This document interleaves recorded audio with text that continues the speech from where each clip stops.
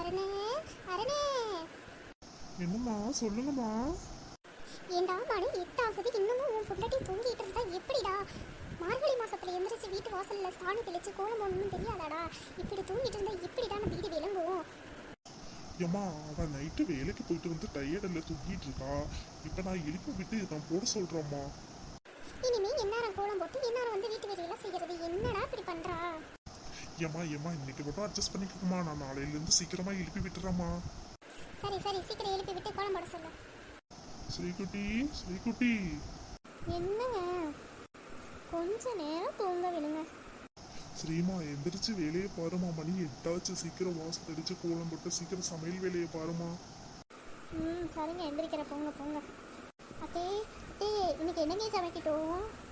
ஏண்டி காலையில் என்ன சமைக்கிறது கூட தெரியாதா? என் பையனுக்கு என்ன பிடிக்கும்? காலையில் டிஃபன் இட்லி சட்னி சாம்பார் தானே பிடிக்கும். அதை முதல்ல செய். கேட்டு கேட்டு கேட்டு கேட்டு ஏதாவது செய்வியா? ஏம்மா அவ செய்வா, நீ கம்முன்னு போமா.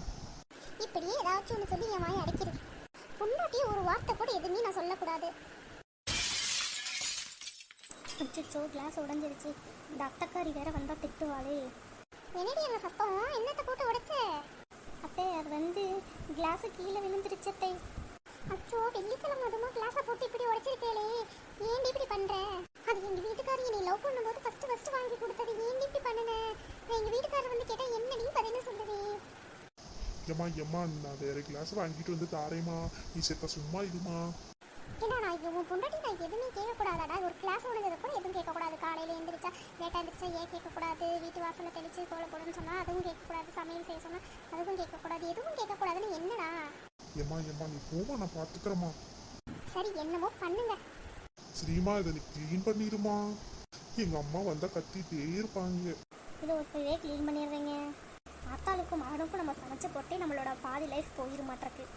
இதில் இதுங்களுக்கு பிடிச்சது தான் நம்ம சமைக்கணுமாம்மா.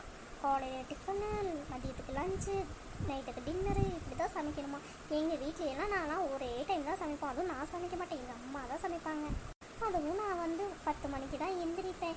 எந்திரிச்சு நான் படுக்க குளிச்சுட்டு சாப்பிட்டு மறுபடியும் நான் படுத்துக்குவேன். ஆனால் இங்கே 8 மணிக்கே எந்திரிக்க சொல்கிறாங்க, கோலம் போட சொல்கிறாங்க, வாசத்தடிக்க சொல்கிறாங்க, சமையல் செய்ய சொல்கிறாங்க, பாத்திரம் கழுவ சொல்கிறாங்க, துணி துவைக்க சொல்கிறாங்க. எல்லாமே நம்ம தான் பண்ணுறதா இருக்குது. இந்த குண்டம்மா ஒரு வேலையும் பண்ண மாட்டேங்குது. நம்மளை வந்து அந்த வேலை பண்ணு இந்த வேலை பண்ணு அப்படி சொல்லிகிட்டே இருக்கு குண்டம்மா. இன்னும் என்னென்ன நடக்க போகுதோ பார்க்கலாம். ஸ்ரீமா சமைச்சிட்டியா? ஏதோ சமைச்சிட்டேங்க. ஏடி மருமோளே, சமைச்சிட்டியே இல்லையா? அத்தை ஏதோ சமைச்சிட்டேன். சரி சரி, எல்லாத்தையும் எடுத்து வச்சுட்டு டிஃபன் போடு, எல்லாத்துக்கும் சாப்பிட்லாம். அத்தை வாங்க சாப்பிட்லாம். போடு போடு. எனக்கு போதும் ஸ்ரீமா. நீ போட்டு சாப்பிடு ஸ்ரீமா. ஏங்க, நீங்கள் சாப்பிட்டு ஃபஸ்ட்டு ஆஃபீஸ் கிளம்புங்க, அதுக்கப்புறம் நான் சாப்பிட்டுக்கிறேங்க. என்னடி குழம்புல உப்பே போடல? அதுலேயும் சட்னி காரம் ரொம்ப அதிகமாக இருக்குது. இப்படியெல்லாம் எப்படி செஞ்சு போடுற?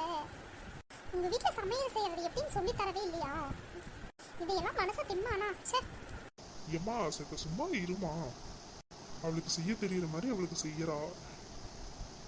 இல்லைன்னா உனக்கு பிடிச்ச மாதிரி நீங்க செஞ்சு செய்ய சாப்பிடேமா. என்ன இப்படி அம்மாவை எடுத்து பேசுற அளவுக்கு ஆகிய நீ? அப்புறம் என்னம்மா சும்மா அவளை குறை சொல்லிக்கிட்டே இருக்க. எது பண்ணாலும் அவளை குறை சொல்லிக்கிட்டே இருக்கு. ஆமா, உன் பொண்டாட்டி செய்யறது தானே நானும் சொல்றேன். உன் பொண்டாட்டி எப்படி செய்யறாடா?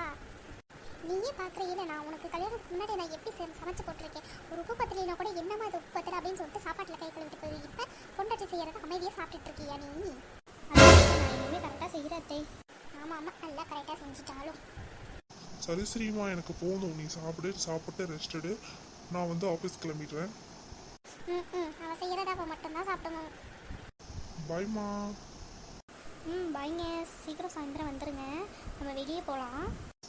சரி ஸ்ரீமா.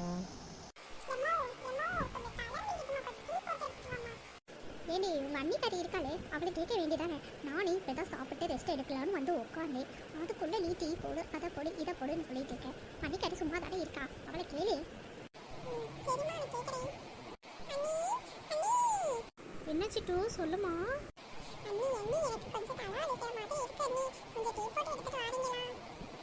ஏம்மா, இப்போ தான் துணி துவைக்க போனேன் நான். இன்னும் துணியெல்லாம் துவைக்கிறது நிறைய கிடக்குது. அதுக்கப்புறம் வீடு கூட்டணும். உங்கள் அம்மாவை போட்டு தர சொல்லி எங்கள் அம்மா சும்மா தானே இருக்காங்க. காலையிலேருந்து ஒரு வேலையும் செய்யாமல் சும்மா தான் இருக்காங்க. இவளுகளுக்கு வேலையே இல்லை. நம்மக்கிட்ட வேலை வாங்குறதே தான் ஆத்தாளுக்கும் மகளுக்கும் வேலையாக போச்சு.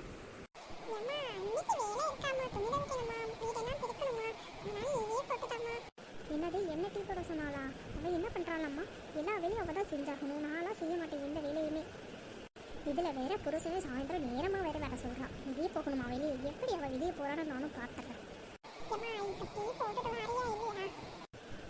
போடுறேன். நான் பெத்த பாவத்துக்கு அதை போடுறேன். எம்மாடி இந்தாடி குடி. ஸோ இனிமே அது வேணும் இது வேணும் நீங்கிட்ட எதுவுமே கேட்காதடி. அத்தாலும் மகளும் ஒன்று கூட்டிட்டாளுங்களா? ஸோ அப்பாடி கொஞ்சம் நேரம் ரெஸ்ட் எடுக்கலாம்.